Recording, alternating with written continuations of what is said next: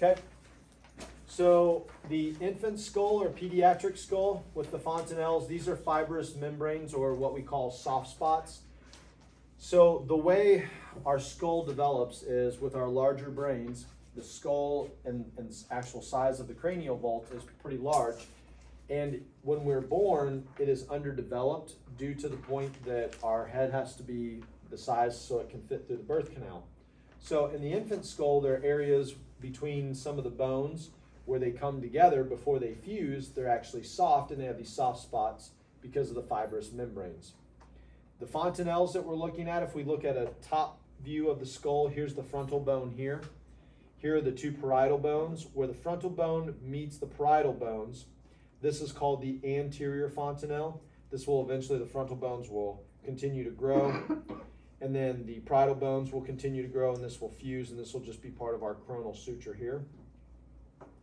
Then the posterior fontanelle is where the occipital bone meets up with the two parietal bones, and again, just like the anterior one, this one will close up. Then we have back here between the parietal bone, the temporal bone, and the occipital bone, we have the mastoid fontanelle, right where that mastoid structure is at. And then up here where the sphenoid, the parietal, and the frontal bone meet, we have what's called the sphenoid fontanelle. All of those fontanelles will close up with ossification and growth with that intramembranous ossification. Important thing to keep in mind with these soft spots or these fontanelles is that you will see fontanelles can become concaved or sunken in on the top, especially with the anterior and posterior during dehydration with infants. Infants are in a situation where they can't get up and go get glasses of water and stay hydrated as easy as we can, obviously. They have to rely on other people. Then the other thing you want to watch out for is to make sure that these fontanelles aren't convex or bulging.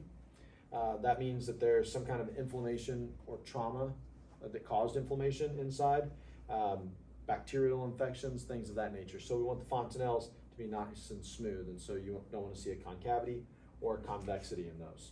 Okay, that's it. It's the skull.